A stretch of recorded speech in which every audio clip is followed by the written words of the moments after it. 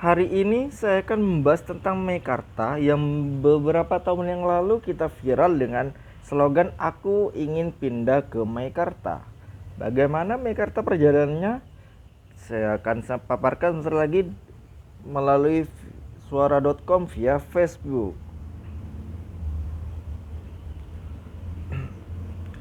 Beberapa tahun yang lalu, sulit bagi kita untuk melewati satu hari tanpa mendengar slogan "Aku ingin pindah ke Meikarta".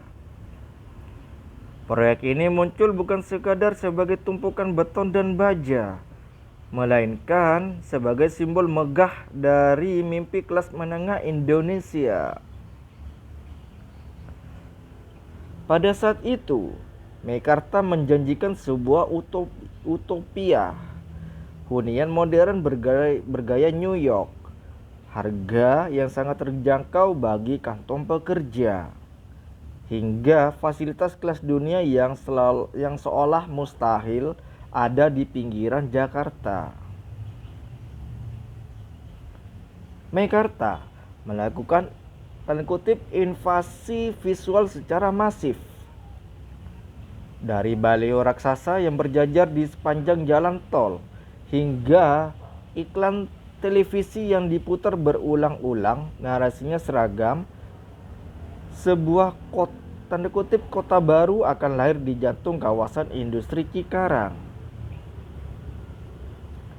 Proyek ini dipasarkan sebagai solusi jenius bagi masalah perumahan nasional, menawarkan gaya hidup urban yang rapi bagi mereka yang lelah dengan hiruk-pikuk ibu kota, sekaligus menjadi ladang investasi masa depan yang menggiurkan.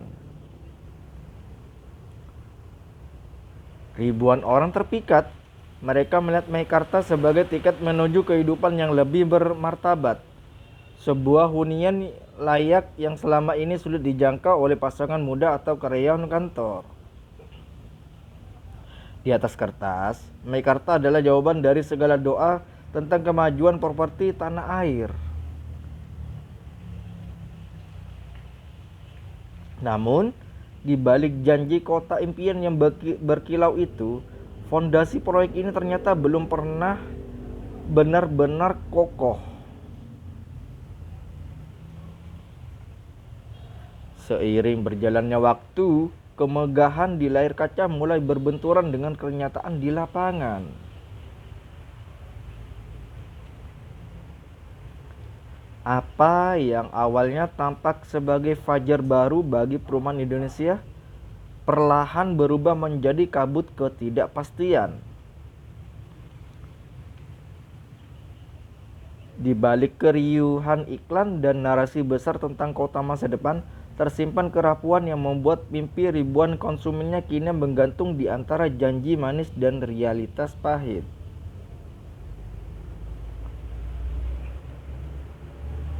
Tabrakan izin dan ambisi lahan. Masalah pertama muncul karena ketimpangan antara klaim pemasaran dan realitas hukum. Dalam brosur-brosurnya yang mewah, pengembang mempromosikan kota seluas 500 hingga 2.200 hektar. Namun, pemerintah Provinsi Jawa Barat segera mengerem ambisi tersebut. Wakil Gubernur Jawa Barat waktu itu adalah Deddy Miswar secara tegas menyatakan bahwa proyek ini belum mendapatkan rekomendasi izin yang lengkap. Faktanya, izin yang disetujui secara resmi, izin peruntukan penggunaan tanah atau IPPT, saat itu hanya seluas 84,6 hektar. Selisih ribuan hektar antara iklan dan kenyataan ini membuat aktivitas penjualan unit di luar lahan 84,6 hektar tersebut menjadi cacat secara administratif atau dalam kata lain ilegal.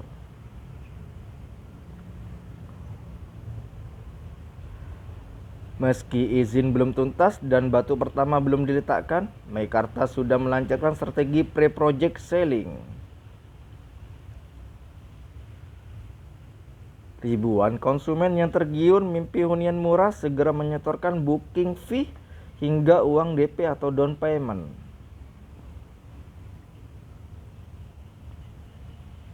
Mereka tidak menyadari bahwa secara hukum praktik ini sangat berisiko.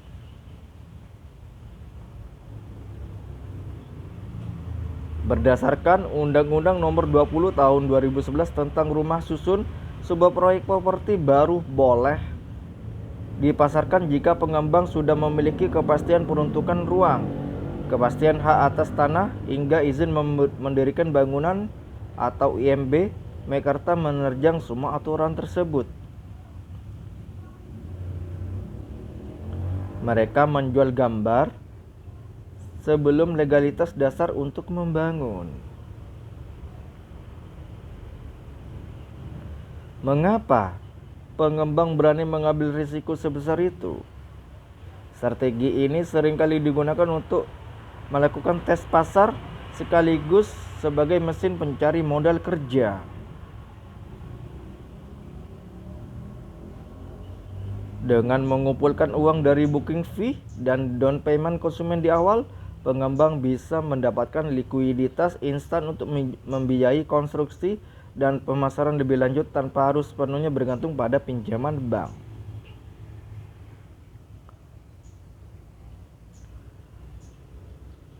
Kondisi ini sebenarnya sudah memicu alarm dari Yayasan Lembaga Konsumen Indonesia atau YLKI sejak awal 2017.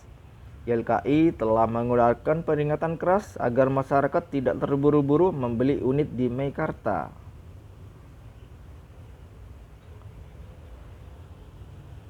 YLKI melihat adanya eksploitasi pemasaran yang tidak diimbangi dengan kejelasan aspek legal.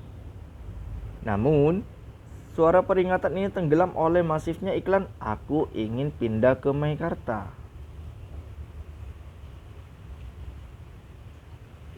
Suap yang meruntuhkan menara kartu.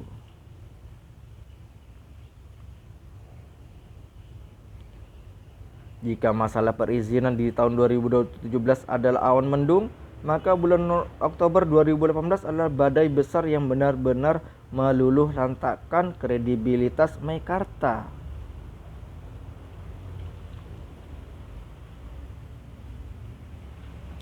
Proyek yang digadang-gadang sebagai masa depan hunian Indonesia mendadak berubah menjadi panggung skandal korupsi nasional.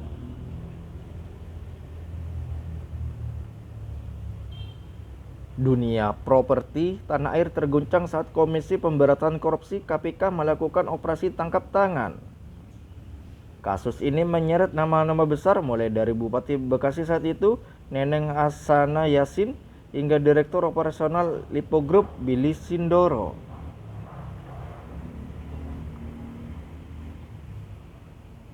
Modus operandi yang terungkap sangat mencolok. Uang suap senilai 16,1 miliar rupiah dan US dolar Singapura 270.000 rupiah mengalir untuk memuluskan izin peruntukan penggunaan tanah atau IPPT. Skandal ini membongkar rahasia umum. Megahnya promosi Meikarta ternyata disokong oleh praktik koruptor di balik meja. Seketika, kepercayaan investor dan ribuan calon pembeli anjlok ke titik terendah. Meikarta bukan lagi simbol kemajuan, melainkan simbol masalah hukum yang pelik. Seiring dengan bergulirnya kasus korupsi, fondasi keuangan proyek ini mulai menunjukkan retakan serius. PT Mahkota Sentosa Utama atau MSU selaku pengembang mulai mengalami kesulitan likuiditas yang akut. Ironisnya, perusahaan yang menghabiskan triliunan rupiah untuk iklan ini justru gagal membayar rekanan kerja mereka sendiri. Antara tahun 2018 hingga 2020, dua vendor iklan, PT Relis Trans Logistics dan PT Imperia Cipta Kreasi, melayangkan gugatan pilot karena tunggakan pembayaran yang mencapai puluhan miliar rupiah.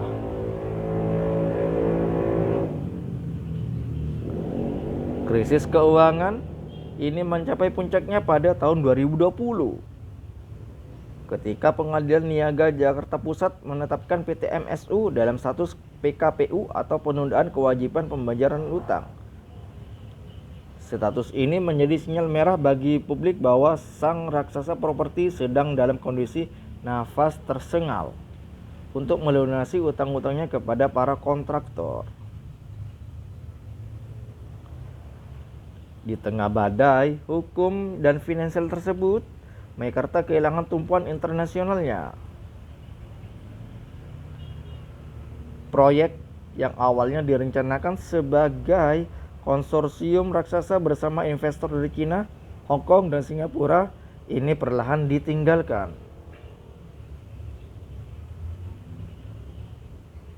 Melihat risiko hukum yang tinggi dan hambatan ekonomi global, para investor asing tersebut memilih untuk mundur teratur.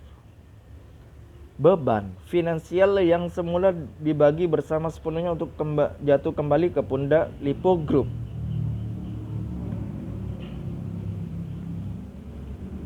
Mundurnya para pemodal internasional ini seolah menjadi babak penutup bagi ambisi Meikarta untuk menjadi kota kelas dunia, menyisakan proyek yang tersiok-siok di tengah ketidakpastian masa depan.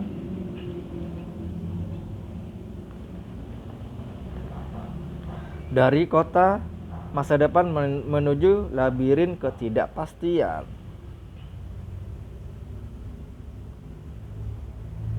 Apa yang terjadi ketika sebuah mimpi besar tentang hunian modern bertabrakan dengan realitas pahit kegagalan finansial?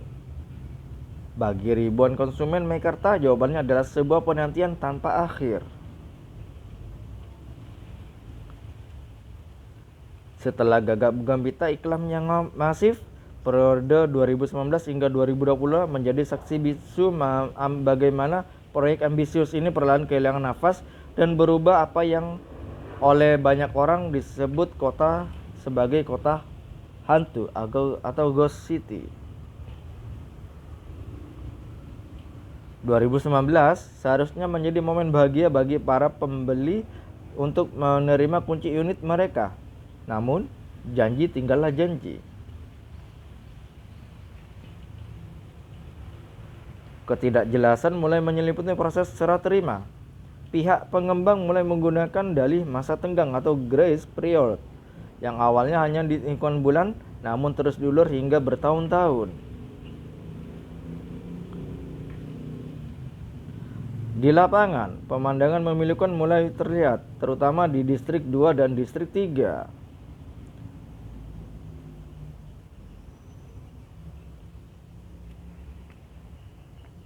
Di lapangan, pemandangan memilukan mulai terlihat, terutama di distrik 2 dan distrik 3.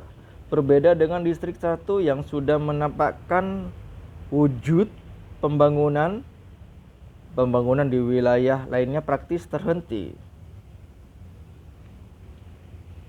Lahan yang dalam brosur digambarkan sebagai apartemen mewah bertingkat tinggi justru berubah menjadi hutan pondasi beton yang terbengkalai dan ditumbuhi rumput liar.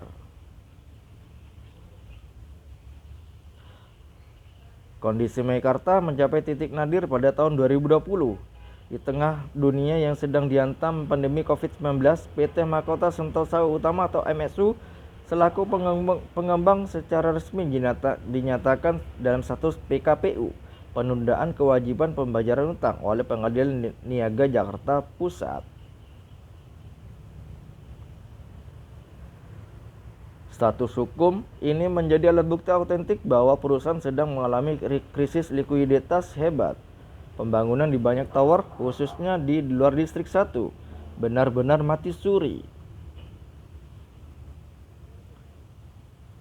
Bagi konsumen, ini adalah sinyal bahaya bahwa uang yang mereka setorkan setiap bulan mungkin tidak akan pernah menjelma menjadi dinding rumah.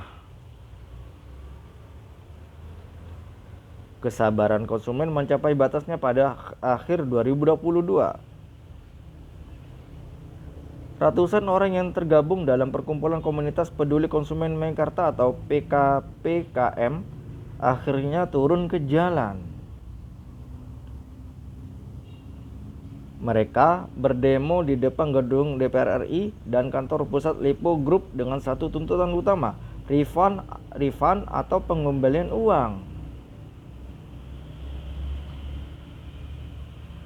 Kemarahan mereka sangat beralasan. Dalam rapat dengar pendapat RDP di DPR pada awal 2023, terungkap fakta yang mengujarkan bahwa banyak unit di distrik 2 dan distrik 3 yang sudah dicicil selama bertahun-tahun ternyata belum dibangun sama sekali.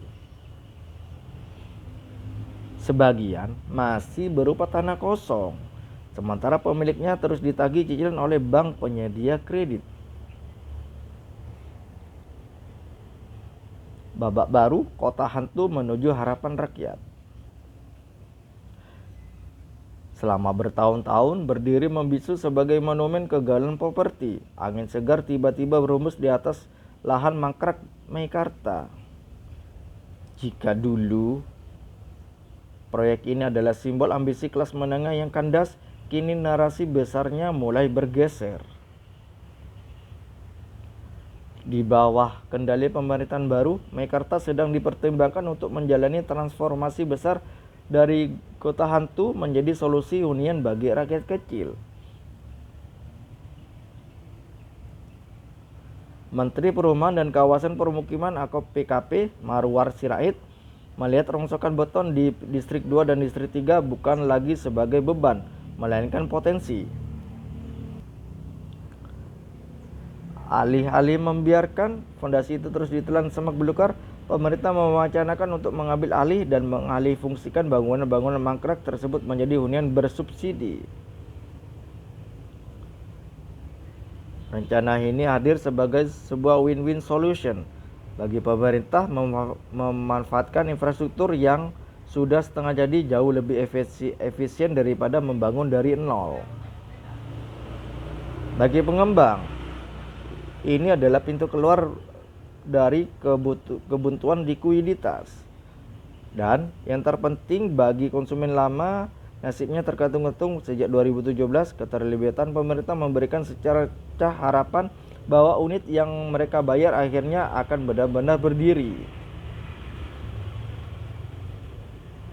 Kita mencari solusi terbaik antara pengembang dan konsumen, pendekatan musyawarah mufakat untuk penyelesaian. Saya sebagai menteri, saya pilih jalur ini. I did it my way, kata Menteri ARA. Jika dulu Meikarta menjual mimpi gaya hidup New York bagi kaum urban, kini narasinya lebih membumi. Unit-unit yang akan dialihfungsikan ini ditargetkan bagi masyarakat berpenghasilan rendah atau MBR, serta para abdi negara seperti ASN, TNI, dan Polri yang bertugas di koridor industri Bekasi. Meikarta tidak lagi dipasarkan sebagai kemewahan yang eksklusif, melainkan sebagai hak dasar bagi mereka yang selama ini sulit menjangkau harga properti yang melambung tinggi.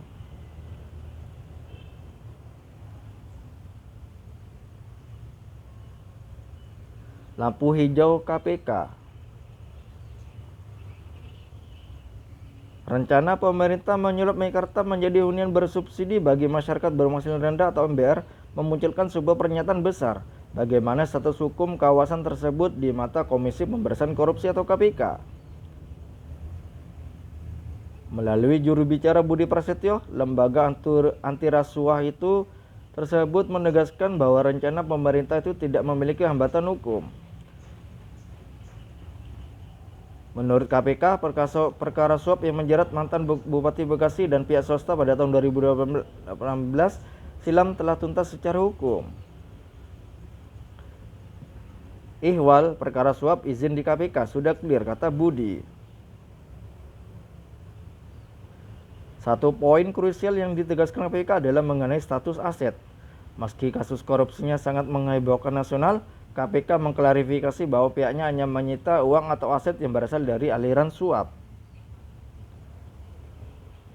Sementara itu, unit-unit bangunan atau rumah susun yang berdiri di Meikarta tidak pernah disita oleh negara. Dengan kata lain, bangunan-bangunan tersebut bersih dan sah secara hukum untuk dikelola lebih lanjut oleh pemerintah. Dengan dukungan KPK tentu menjadi angin segar bagi visi Menteri PKP Marwar Sirait. Pemerintah melihat Meikarta bukan lagi sebagai simbol kontroversi, melainkan solusi strategis untuk mengatasi krisis hunian dengan harga terjangkau. Tak tanggung-tanggung, pemerintah memproyeksikan pembangunan sekitar 18 tower rusun di atas lahan seluas 10 hektar. Bukan sekedar deretan gedung beton, kawasan ini nantinya akan dirancang sebagai ekosistem hunian yang manusiawi, lengkap dengan sekolah, klinik kesehatan, hingga sarana olahraga. Dengan dukungan hukum yang jelas dari KPK, transformasi Meikarta yang sempat tersendat menjadi harapan bagi ribuan keluarga kini tinggal menunggu waktu. Benarkah alih fungsi solusi gitu? Keresahan pertama muncul dari balik meja birokrasi. Mengapa demikian? Mengapa sekarang? Pengamat tata kota Yasat Supriyatna menegaskan bahwa ada lubang besar dalam penjelasan publik terkait kerjasama ini. Menurutnya, publik berhak tahu apakah ini murni kebutuhan hunian rakyat atau sekedar strategi penyelamatan proyek.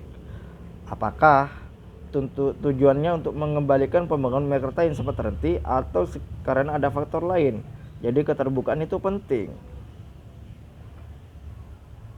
Muncul pula kecurigaan bahwa ini adalah ruang negosiasi terselubung untuk mendongkrak nilai kawasan.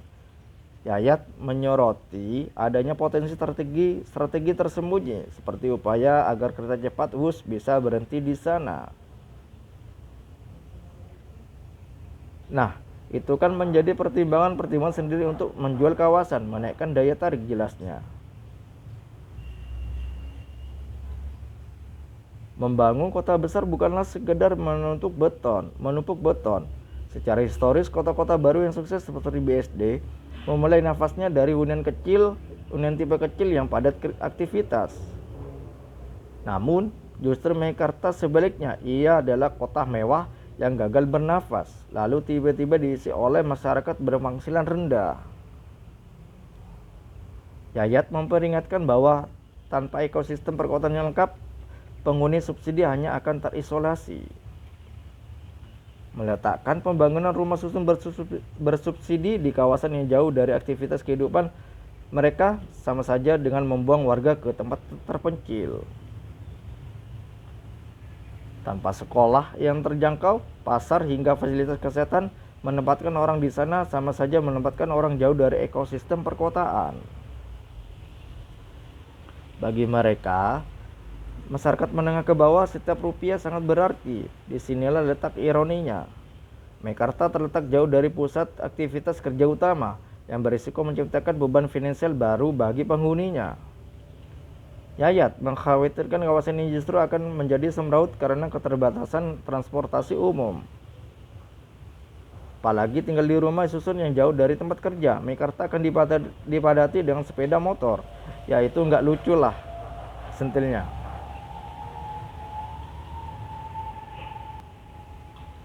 Selain mobilitas, beban iuran pengelolaan lingkungan atau IPL, kawasan mewah Meikarta menjadi momok menakutkan.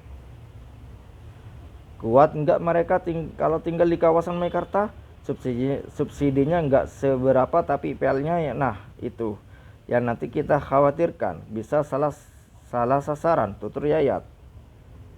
Ia khawatir hunian ini justru tidak dinikmati oleh mereka yang benar-benar butuh subsidi, melainkan oleh kelompok lain yang sekedar ingin memanfaatkan fasilitas tersebut. Cukup mengejutkan untuk juga melihat raksasa seperti Lipo tiba-tiba berpaling ke arah populis. Namun, Yayat mencium adanya ketimpangan jika pengembangan besar justru bergantung pada dana negara. Lucu juga lah kalau tiba-tiba pengembang besar minta disubsidi untuk mendapatkan ini. Ini kan targetnya pada kelompok-kelompok pengembang yang seharusnya mendapatkan subsidi katanya. Bagi Yayat, fenomena pengembangan yang turun kelas ini patut dipertanyakan motifnya. Kalau pengembang besar ikut-ikutan main di level bawah, ya menarik lah. Ada apa di balik ini? Tanyanya retoris. benar juga, kita tahu Mekarta dulu digembar-gemborkan, tetapi sekarang menjadi kota hantu kan akan dibalikkan lagi akan menjadi hunian yang sangat bersejarah. Apakah menjadi hunian terbaik untuk masyarakat menengah ke bawah, dan apakah ini akan menjadi solusi bagi yang efektif untuk pemerintah? Kita lanjut, mungkin ada pemberitaan selanjutnya. Itu dari saya dan terima kasih.